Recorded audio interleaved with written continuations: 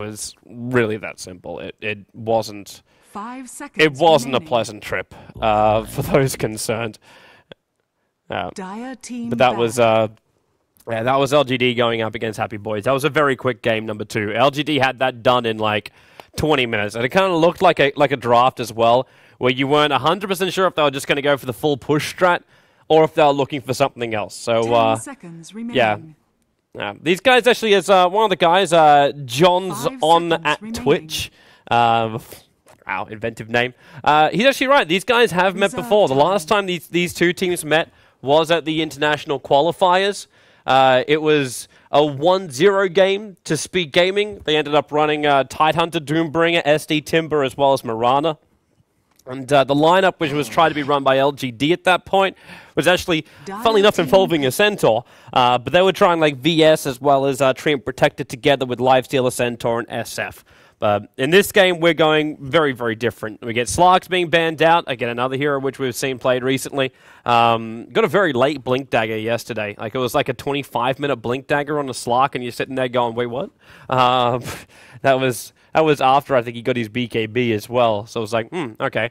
Ancient Apparition as well as the Invoker being banned out here by LGD. They're realizing that with a Wisp on the field, you've got to try and eliminate as many of the global killing potentials you've got. Like, just get them out. Get them out of the pool so you can try and move a little bit more freely. Because LGD have Darkseer as well as Rubik. So we're looking more at like just controlling team fights more than anything else, I'd say. From just the first 2 pickups, we still don't know what they want to achieve. Like, if they want to go for a full AoE style lineup, means they're going to need... Okay, that can still work. So you got the AoE waveform. I say AoE, it's kind of like a line kind of attack. But it's a Morphling that can really capitalize on something like a Darkseer and a Rubik control level.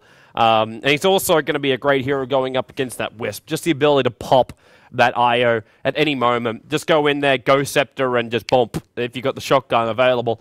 It'll take a decent amount of farm to get him to that point, though, and I'm interested to see if Speed Gaming are wanting to give him that kind of space. 10 like, seconds remaining. how are they trying to do their lanes now? Because I know we talked about this 5 almost like seconds 2 remaining. weeks ago, especially like when I was at the TI4 EU Hub House.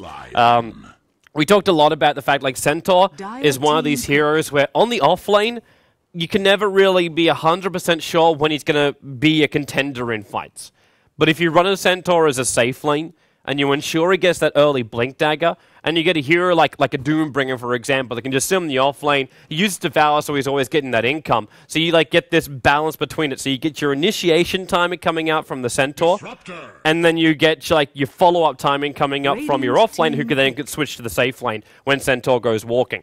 So I kind of want to see where Speed Gaming are going to put their Centaur in this matchup. With the Wisp as well as the Lion, we've got some nice control again coming out from Lion. Like, you got stuns, you got hexes, you've got Fingers of Death. That's probably going to be aimed at the Disruptor every single time because he is now going to be their combo hero with the Darkseer. Killing off the Darkseer with Finger of Death and everything else he got is very difficult. He's an intel hero, but once he gets a little bit of farm, he's very, very tanky. You may as well consider him a strength hero. He's really difficult to kill. I do like LGD.C next lineup. Their lanes as well do really lean themselves to work.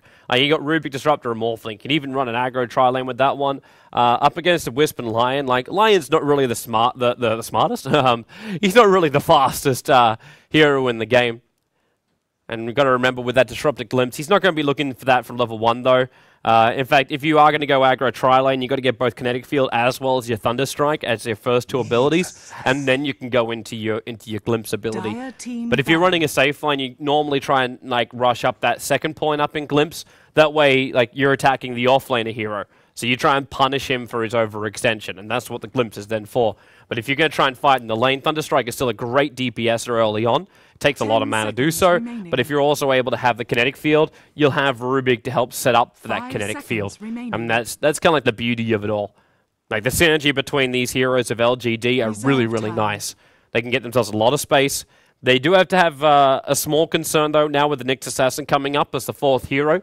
So Nyx Assassin's capable of really interrupting these fights with his Spike Carapace. But more importantly, it's both the mana burn from Nyx Assassin as well as the mana drain from Lion, which is going to really strand Morphling. He's a hero which really relies on his mana to have both waveform as well as the ability to morph himself If you can't do that, then the survivability of Morphling goes out the window.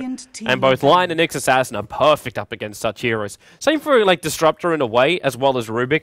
Like Rubik needs to get to the point where he has Arcane Boots, and then he's good to go. But if you can attack him before that point, then you can make him completely useless. Same with Disruptor. Like Disruptor as well as Rubik are probably both going to have to go into Arcane Boots in this game, just because of the potential mana drain out. But to do that means there's no urns, there's no, like, the only say ability you're going to get is from your mana regeneration. Reserve time. Alright, so Wraithing was the final ban coming out from LGD. It could have worked. I'm still looking for a better hero synergy with the Wisp. In this game, I'd almost want to see just like a straight BK beat up Luna coming out from Speed Gaming. Like, let the Centaur go towards the offlane. But then again, like, are you then going to run, like, no, Nyx Assassin should be your offlaner here. It's really difficult without knowing LGD's mid. Because Nyx Assassin kind of has to go into the core role here. Which is okay, like, that's fine. Like, Nyx Assassin is a core hero. He's played offlane before. It's just because we're doubling up on the potential offlaners. I know I talked before about like Centaur running as a safe laner, but if you're going to run Centaur as a safe laner here, your mid solo better have a lot of power behind him. If that mid solo doesn't have enough power behind it, then you're not going to win this game, because Morphling will just beat you in late game. And if you push Centaur towards the middle lane, then you got Centaur up against Morphling. You could technically try and run a dual lane here. It gets a little greedy to do so, but you could try and run Wisp as well as Tiny. Oh, yeah. Give me a man! That's what we get with Axe. You could try running Wisp and Tiny in the middle lane. Put Nyx Assassin towards the off lane, then Centaur line in the bottom lane. With an Axe now coming up into the mix... Okay, if LGD are really going to run an Axe solo mid, then Centaur could potentially just go solo mid. And that'll free up the carry slot. I don't know if LGD have just predicted the fact that like it's going to be either Centaur or Nyx Assassin in the middle lane. If you're going to be a gambling man, that'll be where you'd gamble. Because as I said, like you still need a carry hero which is capable of dealing with the Morphling, and now a carry hero which is capable of tanking up against the Axe. I'm interested to see what Speed Gaming prefer here. Like, do they just try and make a little bit of space creators? They go with the SF. So we do turn towards the SF. LGD ran this last time these two teams met against each other. But I'm interested to see just how effective it's going to be. With that Shadow Fiend, he can get buffed up a hell of a lot by the Wisp, but this just now means, like, okay, so the mid-solo, we get what we're searching for as far as the draft goes. Like, we get a hero which does pack a punch, which can contest up against the Morphling in the later portion of the game. You're still going to get a Centaur to free farm the bottom lane. You're going to have a Nyx Assassin to just chill on the off lane. This is okay. You're still got obviously a little bit of a problem when SF's going to get caught inside the early disruption in the field, because ganking him is very, very simple with this lineup. I can't believe how simple it is with LGD.C next lineup. But yeah, the SF, if he can survive, if he can get his souls up and running, if he can have himself a good lane contest, then we're looking good. All right. I wonder how we're looking as far as our ping goes tonight. I kind of want to, like, 336, 20% packet loss. Oh, this might be one of those reconnect game peoples. For those guys that don't know, obviously I'm from Germany. Actually, technically I'm from Australia, I should say that. But I live in Germany. So, yeah, we do have to connect the Germans to the Chinese, which means we do have ourselves a couple of moments where we just connect in and out again. So hopefully if you do see any lag, yeah, just disconnect and reconnect back in again quickly and everything will be fine. And they're moving smoothly. Yeah, love it. Love it. And okay, so we got, okay, before, the most important thing, because I even see like a defense score coming up from these guys. Okay, we got the Cluckles versus the Boars. He's even got little sparkly Cluckles. It's sparkly Cluckles. Such an amazing hero. Yeah, he's a hero in my eyes. He's a courier in everyone else's. Alright, let's check out our lanes now. So, offlaner is going to be 333 for LGD.C deck, taking that Darkseer towards the off lane. Maybe it'll be the Morphling in the middle lane, and that puts up on our top lane. We've got Triple H as the Rubik. It puts our man, shall not be named, as the Axe, also wearing his Immortal. That's his Immortal, the inscribed rampant outrage. The near-death kills. Okay, obviously he's just been having some really good games as an axe. I do kind of like... Yeah, I don't mind that axe. I kind of prefer the one the black uses. Garda will then be our disruptor up on the top lane. While Speed Gaming, I'm a little bit sad about this, but they're going to be doing it anyway. So they're going to be running the Centaur on the off lane. Boots first, just to clarity, as well as Tangos. SF, middle lane, got a couple of Tangos here, but they'll be getting a bottle into him. And you're seeing already the fact that they've cleared up the tree line between these two camps. This basically allows them to do a double pull. That's what we're looking at right here. And that's just very easy for this one hero to come and do. But they're going to run a Nyx Assassin on the safe lane. Now, this is why I wasn't as sure about this. Nyx Assassin on the off lane, I can kind of understand it because Nyx Assassin would have a lot harder time trying to survive up against both the Rubik as well as the Disruptor, because all he's got is the Spike Carapace to escape out of here with. But at the same time, Centaur's up here and must be praying he'll get enough money to buy himself a Stout Shield or a PMS if he can get to it. Because right now, like... Okay, some good blocking is going to make it very difficult for Centaur to come up all the way. But yeah, right now he's just got boots.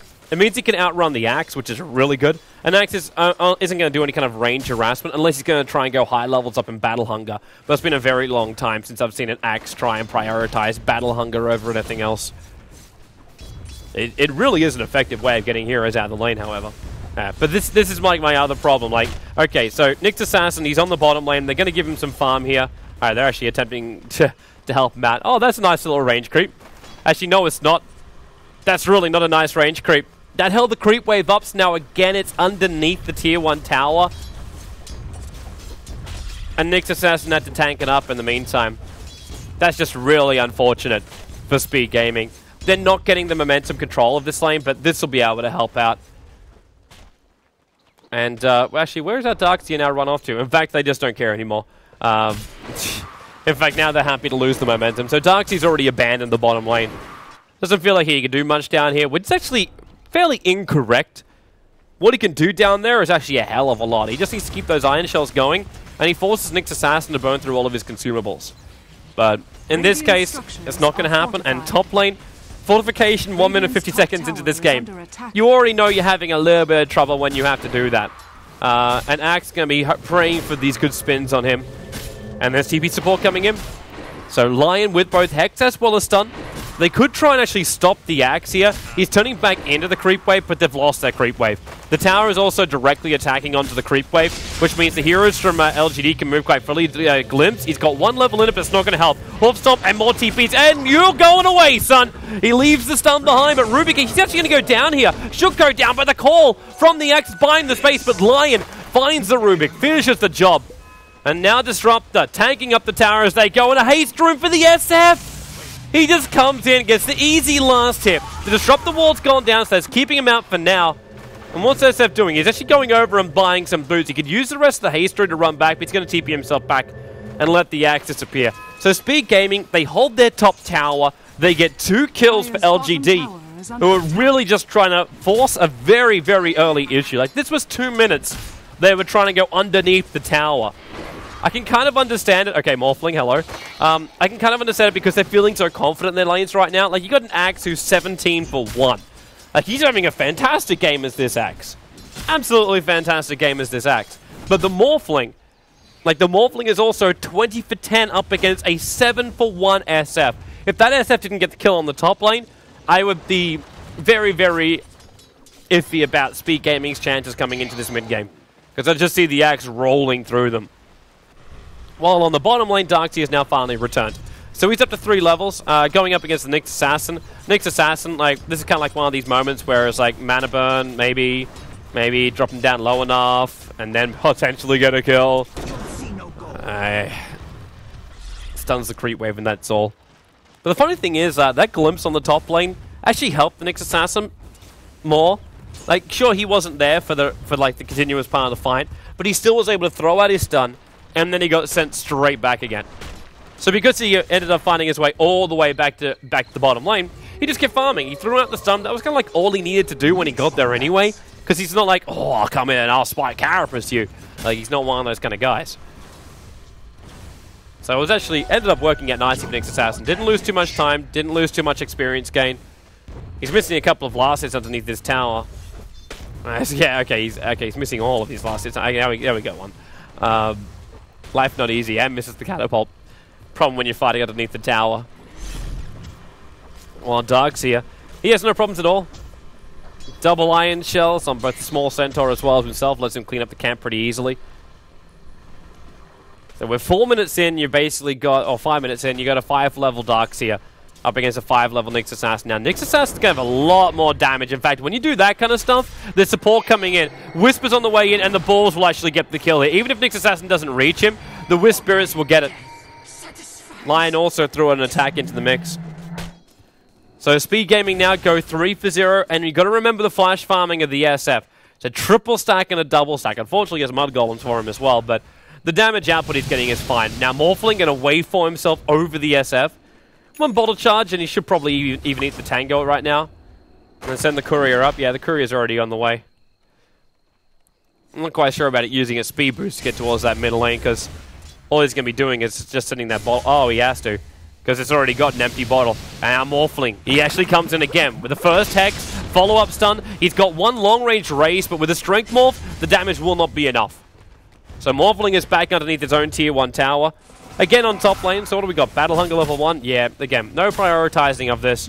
This is just LGD.C deck trying to force the early Tier 1 tower. Radiant's bottom tower is under attack. But they still haven't managed to finish the job yet. And what's Axe doing with all this farm? He's still got basic boots, and because of this, I would be feeling like he's just rushing up a Blink Dagger. And that could be where we're going with this. Like, if that is going to be a Blink Dagger, we're looking for some very early initiation and team fighting coming out from LGD. But I'm not quite sure exactly how they want to achieve that, because the supports don't have the level to really keep the team fights going. Alright, they're going to deny the top tower. Axis thinking about it, but yeah, it's already too late. So the top tower goes down. The full money will not be granted to LGD for the prize of the tower. And Darkseer, he just keeps farming up at the bottom lane. Like, I'm not feeling too bad about LGD's position right now. Okay, maybe I'm feeling a little bit better for this Darkseer. Spy Carapace, he still wants to surge himself away. Back, Iron Shot damage. He's trying to battle up against the Nyx. But with stick charges on the Wisp, and he's connected over towards the Nyx Assassin, there was no real way that Darkseer was ever really going to get that kill. He just tried to inflict as much damage as he possibly could before death. But they're even running a bottle between these two guys, so any of that damage he did is basically mute. And that Axel has so much CS. 2,300 gold now. What is he building into? Because if he wants to blink, you walk up and get it now. Yeah, he's already on the line to go straight towards the secret shop. Which means blink and TP, blink and TP. Search for a lane to kill and go for it. In fact, they're going to smoke up, and that must mean they're coming in for the SF. Talked about before the fact like the SF is a really, really easy hero to gank up with the heroes which LGD have. And they've got to do it. They've got to get themselves on the board. If they get this kill and also find the stack, they could cause a lot more problems. Speaking of which, it looks like Speed Gaming get themselves another kill. Vendetta's not even used for this. We have a phase boost Nyx Assassin finding kills here. Observer wards are down, and hello Courier. They're setting sentry wards down south, but this is SF. He can't actually take this stack right now. He doesn't have the mana for it. He'll have to keep kiting it out if he wants it. Centaur's in trouble up on top lane, so that answers where the Blink Dagger will get his first kill. Going for the Culling Blade too. You get such a high boost. We'll have to take it back. He actually had enough damage to get through this stack. With the two raises, must have cleaned off enough of it. Radiant's top tower is under but that's attack. finally the first kill for LGD.C deck to get themselves on the board. As Cluckles bringing bottle back and forward. SF just makes me so worried when I see him. Hello! Lion had to go for the Hex straight away then. If he didn't, he was dead. And the Whisper's trying to keep him up, and the Axe, he is considering a blink in just to go for it, but he blinks himself away and saves his clarity at least.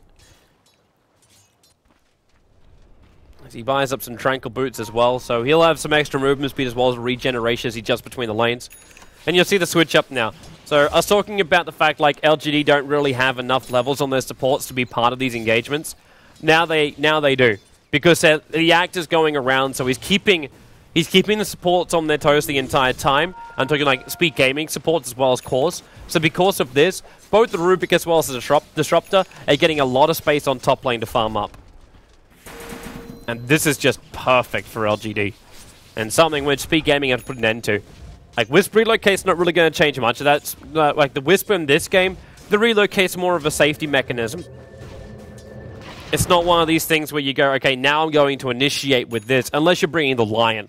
Like, if you need to bring in some utility abilities, meaning stun, hex, those kind of jazz, then the Wisp relocate's going to be perfect for that. But Lion's currently moving around with the Nyx Assassin.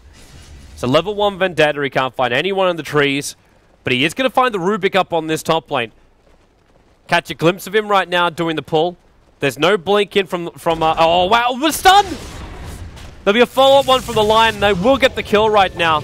But the wall's also holding Liney now. He's got Finger of Death available. They're going to glimpse one back, and the Centaur ult has been triggered. Spy Carapace will buy some space here for Nyx Assassin. But he's already used his 1 charges. Buys up. Okay, he's just accepting the fact he's going to die. He's trying to buy up drums here. But they commit 3 heroes to kill him off. But Axe will be fine with this. A Culling Blade buff up, and they move themselves into laser really quickly. Now, Rubik with a pickup, a throwback. Doesn't have to use... actually, you probably should have used the Payball straight away. But Axe again comes in for a secondary dunk.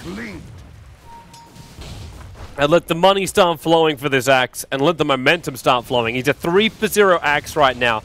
His CS has dried up, but that's because like he had to give the space over towards the Disruptor as well as the Rubik. And Rubik died to the Finger of Death, so Lion still technically got a trade-off there for the middle lane.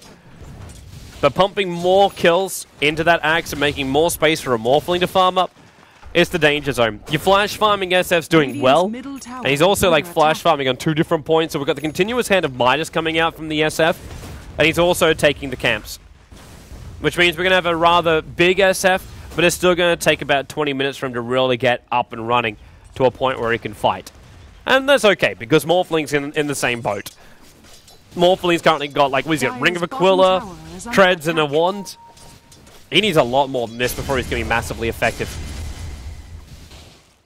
For now, I think he might even just be considering Yasha. Oh, blinking, got a double call! Bomb 1, and ready for it, and wait, no! He missed the timing for it.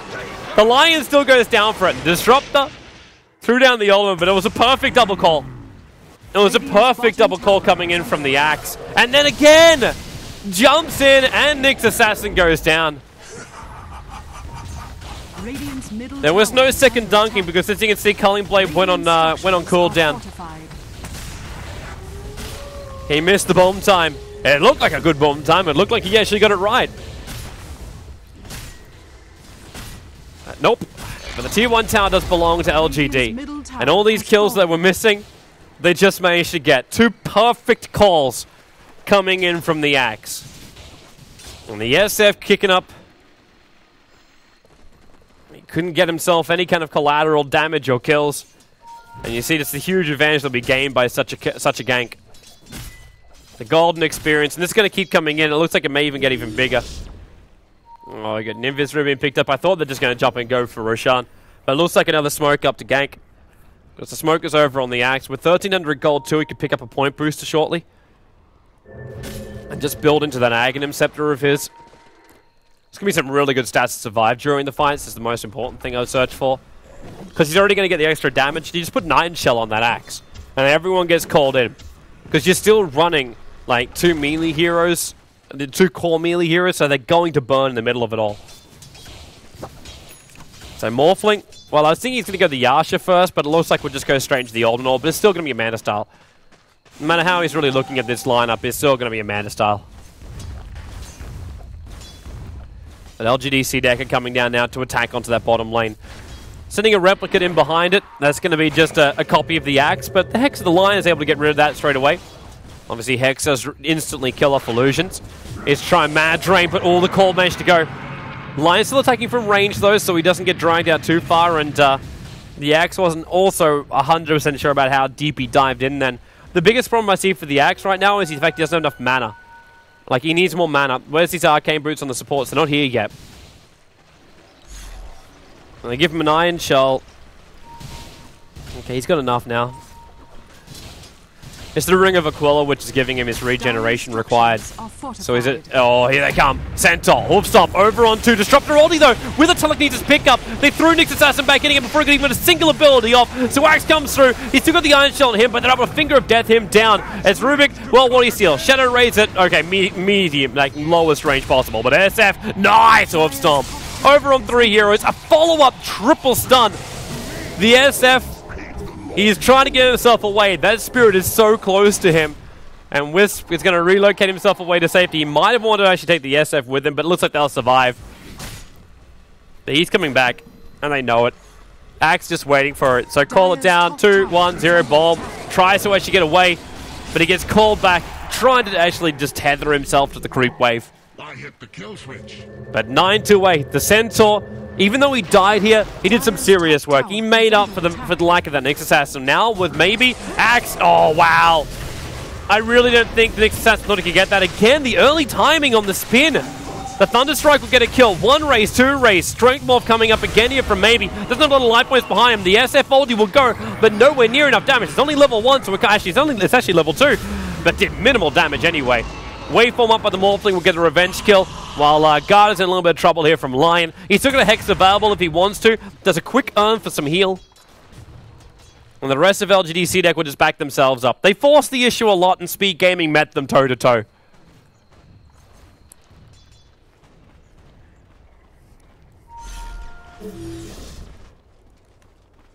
But LGD.C deck does not want to fight this in their current condition. They need a little bit more time. They need to actually use their money and buy these items like Axe. Okay, we're getting Ogre Club. Okay. You might just be looking for the strength for now, but again, you look for the point boost because that gives you better pull as well.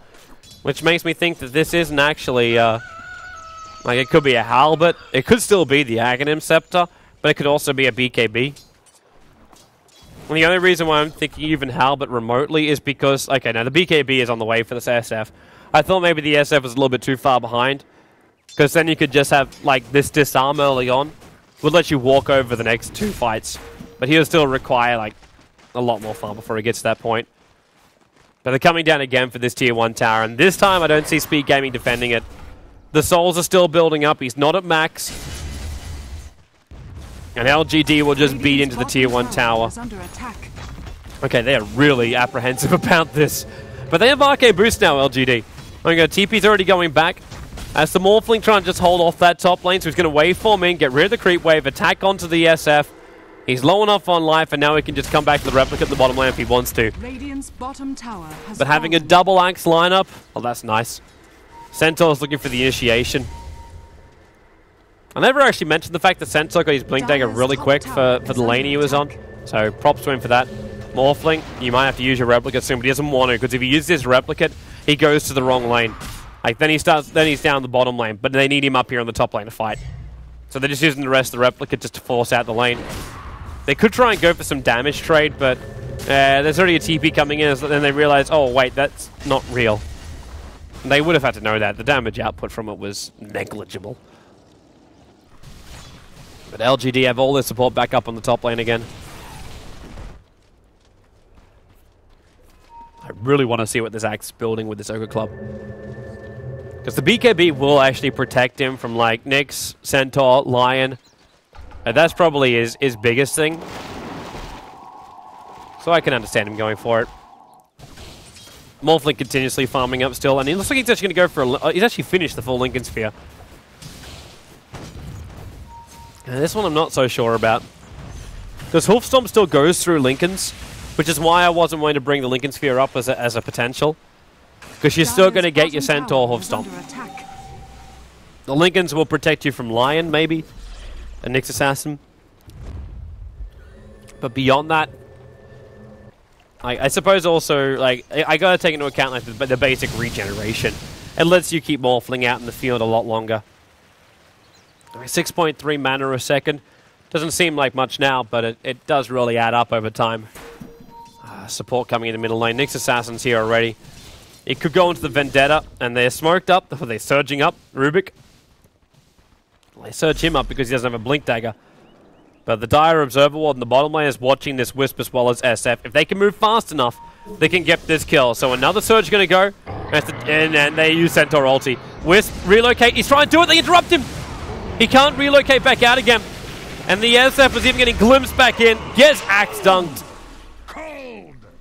An LGD.C deck. It looked for a moment like Speed Gaming would get out of the clutches of LGD, but not to be the case. LGD looking strong. And they're going to try and force the issue even further into that tier 2 tower in the bottom lane. Zax TPs himself in towards the mid. 2100 gold. Battle Hunger straight away over on that Centaur. He's trying to get close enough. It's only one point of the Battle Hunger, one hero on the Battle Hunger, so doesn't really have the massively high movement speed. And Surge has already been used. Baiting the hoof stomp. Okay, misclick. That was meant to be Blink 2 call. But now the Glimpse will just drag him back anyway. Easy dunk. Nyx Assassin was waiting in the back lines the entire time, but now he's completely out of mana. An Axe, Blink, he needs some mana though. Like, he'll Blink him. Where's Garda? What's he got? Like, what? Okay, there's no mana really on Garda, but he's got enough for a wall. With the Battle Hunger, Spy Carp is still available into the Nyx Assassin, which he'll now use. With the Iron Shell as well as the damage, it's enough to stop both the Darkseer as well as the Axe from following him. I'm not going to say like the smartest pick up, because Centaur could have got himself out of that one quite easily. It's like you want to turn around, try and make something happen with the Nyx Assassin. And Nyx did it just solo flight. Maybe back up to his farm. 1400 gold in this guy, sitting above 2,000 net worth advantage over the SF. But the SF's about to finish his BKB, and that's gonna be very, very nice for him in the next coming fight. But he needs to finish the job. And now, okay, well, he gets a BKB, and Darkseer gets Blink Daggers. And still 2,400 gold on this Axe. If it is going to be a BKB, then he's still going to need another 600.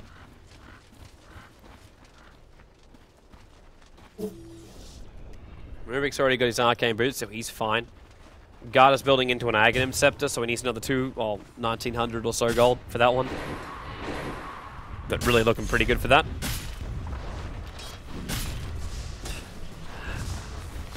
Axe. I don't want to say I'm puzzled with it, because it's just more of a I'm holding my breath to see what he buys.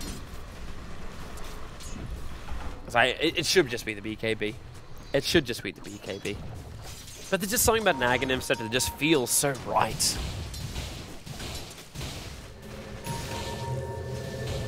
So BKB is now up and running for the SF.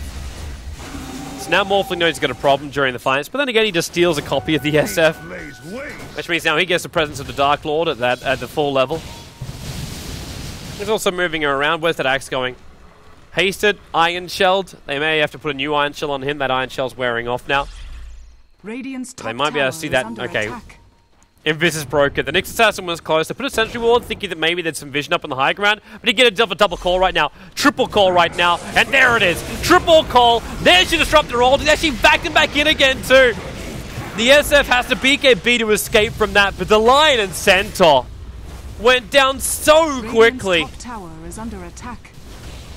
The Wisp was almost in range. If that was actually a quad call, then Speed Gaming would be in so much more trouble than they are right now. And they're already in a lot of trouble. They just lose their tier 2 tower after losing 2 heroes and having the 10-second BKB go on cooldown for the SF. Radiant's top tower This is like massive problems coming in for Speed Gaming when that kind of stuff can happen. And it's going to be the BKB. Screw it.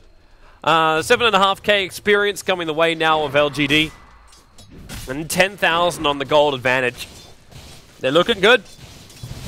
Should also point out right now, as far as like the standings, that's not the one I want to say. I'm just clicking on the wrong one over on my side screen at the moment.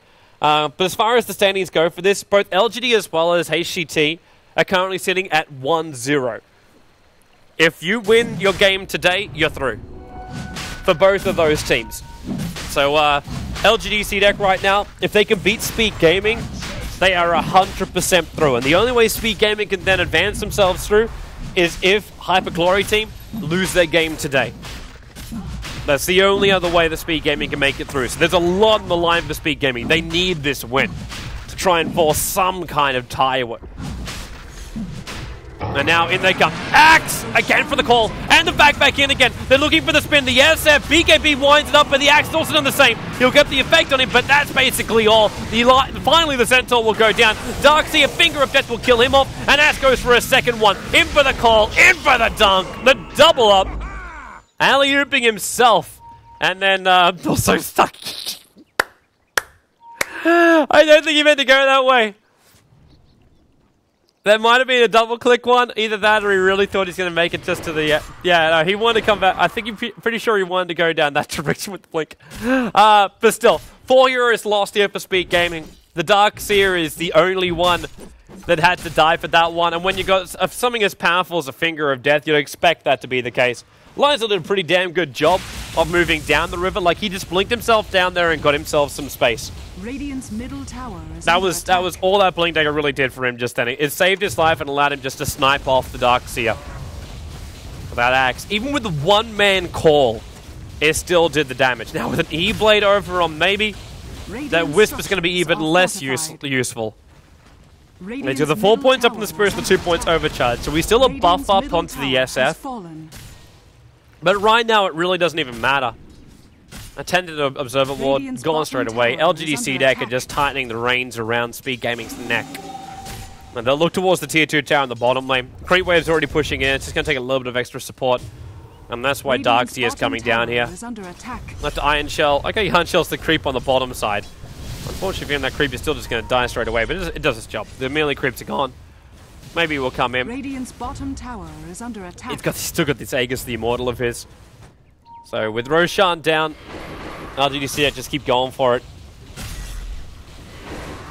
Easy enough. Easy enough. So there's all the towers gone. So LGD.C deck, they'll look to high ground. With an Aegis behind him, why not? Radiant's bottom tower is under attack. 2,500 gold now over on the Axe 2. Nyx Assassin's considering jumping in. But he's keeping his distance. Now the Axe just says, I'll go in first then. Never got the BKB up though, so we did get Spy Karamis. Disrupt the roll, he will split them up. Centaur, he's low on life but not dead. The SF volley though, with the raise as well. That Rubik, he's 1 hit away from death and now he is there. They try and go for the dunk but too early again. But the SF is dead. Morphling is still alive. The Darkseer wall's keeping a split. The Wisp Relocate drags him back here. But the tower's almost gone. And with Morphling getting himself an Urn Charge, well, he's even just Agi Morphing, so it's even more effective. We actually give him a secondary one here too to make sure maybe he's at full life. Yeah, there it goes. Still 3 minutes until the Aegis will be reclaimed. And now they're going again. The Replica's just tanking up everything, and the Axe jumps in. Boom! Centaur goes in for an extra fun, but that's not fun for him. Back in again, and the Glimpse pull back, and Centaur, well, he can't get dunked because it's still on cooldown. But Axe, if he just walks himself over, he can pick up the Aghanim Scepter from the enemy store. He may as well just buy it, so when he walks over, he can get it. He might be thinking about buyback though, but right now, who cares? They get melee racks, they go for range racks, and with the Iron Shell on him, you know they're prepping for the blink. They see someone to walk in just a little bit too close. Radiant's bottom barracks has fallen. They're going to back up. Centaur, okay.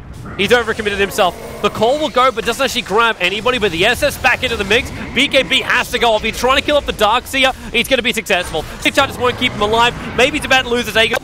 And back to base as well. As Morphling jumps into the Replicate, waveforms away from the attacks of the tower. And the Centaur and the Wisp are still on the sidelines, but they've lost their Darkseer. There's no mana on the Axe, so there's no more calls. Not unless they got these Arcane Boots to come off cooldown, but Carter still doesn't have his. He went straight for the Aghanim Scepter, and that's what going to cause so many problems right now for Speed Gaming. Can't use any of their items inside of that. There we go. Axe is back to base. Finally, he has his Aghanims. Wait, what? Hang on, what? Oh, it's on the ground. I'm like, wait, it's not on the courier, it's not on the hero. My eyes are deceiving me. Yeah, those cataracts looked at. Yeah, but for now, LGD.C deck, they still have this game firmly in their control. Advantages through the roof for them. there's very little that Speed Gaming can do to contest them. The SF doesn't have enough farm to really do it. The Centaur Hoof Stomp can't easily hit that Disruptor before the fight even begins. But the problem they've got is the second Centaur jumps in like that. Like, if he is the Disruptor, that's great, but Rubik, as well as the Darkseer, are able to control him and pull him back. Morphling's able to just, like, shotgun him straight away. He doesn't want to use a shotgun on the Centaur, but with a Centaur with only 1,200 life points, it's actually not that difficult to kill him. And we're getting ourselves another call. There's actually the bring back, and look for the spin. He can actually go for the dunk on the Centaur, but the Centaur just runs himself away. Finger of death to kill up the Rubik, but the E-Blade gets the revenge kill into that Lion. And the Lion right now is a lot more important than the Rubik, because Lion is, like, most of the disables coming in from Speed Gaming. That Centaur, he needs like a bracer or something to help him live through this. He's just got nothing. Next Assassin's considering coming out. Have they got gem on these guys? Still no gem. Huh. Surprising. The Nyx will just mana burn. Jump in. Got it. Hey! One sneeze and the game's over. That's just an easy dunk. And they've got themselves him. And there it is. GG. They knew the second they lost both the Centaur and the SF at the same time, they could not hold their base. And that's it. That's it for our first game of the day. We have another game coming up in just a couple of moments' time, so definitely stay tuned for that one, as we'll have Happy Boys go up against a Hyper Glory team. I look forward to your company for that game. And subscriber games coming up after that match as well. So if you are a subscriber to the Join Dota channel, you'll have the first pick of the slots. We're going to play like 2 or 3 games, just public games, just like